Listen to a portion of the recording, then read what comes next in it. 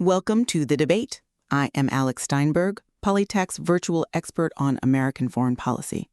And I'm joined by my colleague, Quinn McMohan, Polytech's virtual expert on U.S. Middle East policy. Good to be here. Today, we're digging into an analysis from the Washington, D.C. strategic advisory firm Polytech. You can find their full take on their website, www.polytech.com. We're looking specifically at, the viability and the geopolitical fallout of President Trump's 20-point Gaza Peace Plan, particularly how it tries to build on that outside-in approach we saw with the Abraham Accords back in 2020. Right, and the core question really is this. Does this Trump plan, which, let's be clear, puts externally led security, reconstruction, and normalization first, while, deliberately pushing aside the big political issues like sovereignty, borders, does that actually offer a durable path to stability? Or is it the other way around? Does leaving out those core issues essentially bake in another cycle of conflict? And does it maybe create strategic openings, for rivals like China and Russia? My view is that this plan is pragmatic, maybe the only pragmatic path forward right now. And it offers real strategic benefits for U.S. influence by leveraging this current anti-Iran alignment. And I'm going to argue that by deferring those really fundamental Palestinian political rights, the approach risks repeating some pretty major historical mistakes, thinking specifically of the Oslo Accords, and that this actually creates strategic vulnerabilities that, frankly, our rivals are already starting to exploit. Okay, so my starting point is that this 20-point plan is, fundamentally pragmatic. It has to be, given the situation on the ground. It's focused on the immediate tactical needs. A phased ceasefire, getting hostages and prisoners exchanged, reconstruction efforts likely paid for by Arab partners, and critically, the demilitarization of Gaza under some kind of interim technocratic authority. These are sort of achievable short-term goals. They're designed to stop the violence and create some breathing room. Those tactical steps are definitely necessary. I wouldn't argue with that. But are they sufficient? I think the deeper issue is the structure of that interim technocratic authority. I mean, who exactly runs it and who are they accountable to? If the main goal is just removing Hamas and guaranteeing Israeli security through external control, basically a technocracy put in place from the outside, doesn't that risk being seen by Palestinians as, just another form of occupation or proxy rule? Well, the strategic calculation, I think, is its commitment to the outside-in model. That's the big lesson from the Abraham Accords success, isn't it? This model essentially bypasses the old formula, the one that said you have to have Palestinian statehood sorted out first. Instead, it prioritizes normalization deals between Israel and key Arab states. The focus shifts to countering Iran, to trade, technology. This approach strengthens Israel's legitimacy in the region. And, crucially for U.S. interests, it helps secure American influence. It keeps the Middle East from, drifting out of our orbit, and it lets Israel and its partners focus on their shared security goals, primarily weakening Iran's regional clout. I understand that logic, I really do. But let me offer a different perspective. That very focus on, tactical security and economic normalization, that might be the plan's biggest long-term flaw. Because it seems to repeat the central danger of what some call a deal by omission. How is this like Oslo, though? I mean, the regional picture is completely different now. The context is different, yes, but the procedural mistake, I think, is quite similar. The plan is just too vague where it matters most, politically. Long-term status, the refugee question, the right of return, Jerusalem, Palestinian sovereignty itself. These are all deliberately pushed down the road. And that mirrors the fundamental failing of the Oslo Accords back in '93 and '95, we both remember.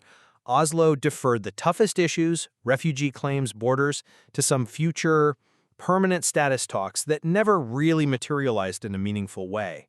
By prioritizing those interim steps over a clear, enforceable political path, Oslo basically guaranteed the conflict would reignite, because it left the core Palestinian grievances just festering, unaddressed structurally. So an externally led security plan that brings stability without a political endgame, that risks locking in a kind of managed status quo, one that cements Israeli gains, but leaves the root causes of the next conflict completely untouched. Look, you're right that core grievances can't be ignored forever. But the outside-in strategy really came about precisely because the inside-out approach, just relying on direct bilateral talks, was completely stalled. It was dead in the water. We have to deal with the geopolitical reality now. Okay, let's talk about that geopolitical reality. I think it's worth mentioning the 2015 Atlantic Council event. Politics chief analyst Arif Ansar asked Martin Indyk, who was, deeply involved in Oslo, about the way forward, especially with the Iran deal being negotiated then. And Indyk was pretty clear. He said the chances of a solution coming from inside out, just from within Israel and Palestine, were, quote, not good. But he did suggest an outside-in solution might work because of this new strategic alignment emerging between Arab states and Israel against Iran. That's a fascinating point. And it actually confirms the rationale, doesn't it? That strategic alignment is now much stronger. It's more kinetic, more overtly expressed than it was in 2015. You see these aggressive Israeli campaigns against Iran's proxies and network, the targeted killings of key figures like Qasem Soleimani or political leaders like Ismail Haniyeh. This really underscores the security-first focus. The immediate goal has to be stabilization by crippling Iran's ability to project power regionally. Yeah, but I'm not fully convinced by that logic, because degrading Iran's network isn't the same as eliminating it. And this extensive campaign, including actions that have drawn significant international criticism, like targeting negotiators, well, it blurs lines. It sends a message, perhaps unintentionally, that Israel can, quote, play with international rules at will. Now, that might bring short-term security gains, sure, but that disregard for established norms, that could have really serious long-term consequences for stability across the board. And let me ask you this. If stability is the main goal, how do you guarantee that this imposed interim authority doesn't just become seen as a U.S. or Israeli puppet? And wouldn't that just fuel more radicalization among young Palestinians who've known nothing but conflict? That's a fair point about the structural risk. But given the history, the repeated failures of the inside-out attempts, and let's face it, the fractured state of Palestinian leadership, you have Fatah in the West Bank, Hamas holding sway elsewhere, what credible, enforceable political path could possibly be delivered right now that wouldn't just fall apart immediately? The Trump plan forces the issue, demilitarization and security first. It's the necessary, even if not sufficient, precondition for any kind of lasting political process down the line. You leverage regional money, Saudi, UAE capital for reconstruction, to buy the time and stability needed to figure out that political roadmap later. Okay, let's shift to the geopolitical vacuum idea. A key objective of the Trump plan, building on that Abraham Accords structure, is absolutely to prevent the Middle East from sort of slipping out of decisive U.S. influence. Weakening Iran helps the U.S., it helps Israel. And yes, it simultaneously helps push the GCC and other Arab states towards prioritizing stability and economic links with the U.S. because we provide that underlying security umbrella they still rely on. That's a compelling case for U.S. interests, definitely.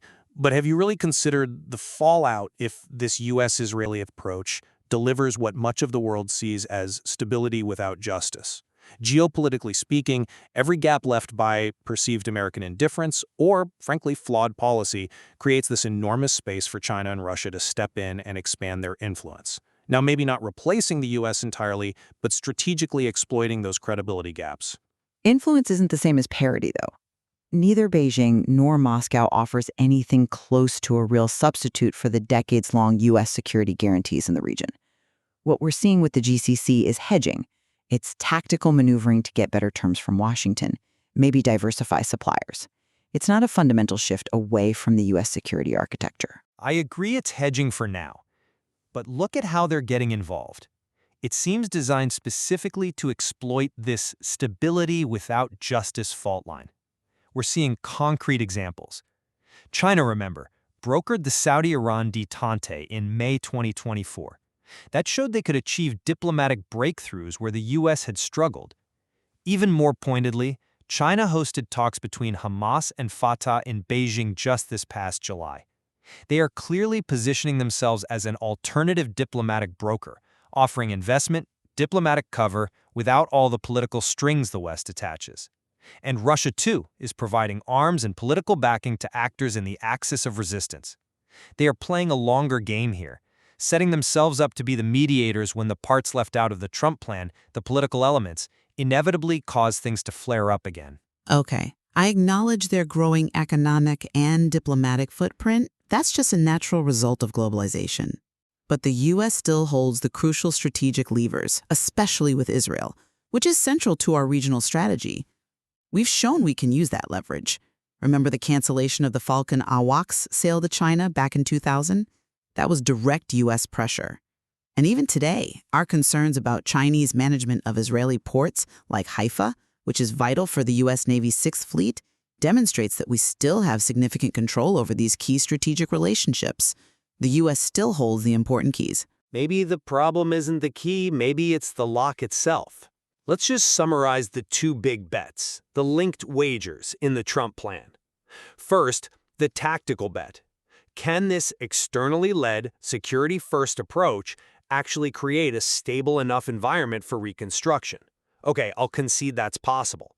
But the second wager, the political one, can that short-term security arrangement be transformed into a politically legitimate, durable settlement, one that genuinely includes Palestinian rights and prevents another generation from being radicalized? And my position is that the regional normalization, achieved through this outside-in approach, gives us the leverage and, critically, the time needed to address that political track later, but from a position of strength, not perpetual crisis. But if the answer to that second question, the political one, turns out to be no, then any tactical success is just temporary, isn't it? The regional fallout will likely be a strengthening of the anti-Abraham Accords camp, and we're already seeing signs of that with those Fatah-Hamas talks in Beijing. And you'll inevitably see the Palestinian cause shift back towards asymmetric resistance. If we keep postponing the hard issues, borders, refugees, sovereignty, we end up empowering the very actors who thrive on exploiting those unresolved grievances. That includes non-state groups and our international rivals. The strategic alignment against Iran, the focus on demilitarization, leveraging the outside-in model, this provides the essential groundwork, I believe, to secure regional stability and head off further radicalization. We are building on the success of the Abraham Accords, creating leverage through those economic and security ties first. And I have to reiterate, unless this current framework leads to an enforceable, internationally backed political roadmap, one that tackles refugee claims, borders, sovereignty head-on, and doesn't just delay them like Oslo did, then any victory is purely tactical. It's not strategic.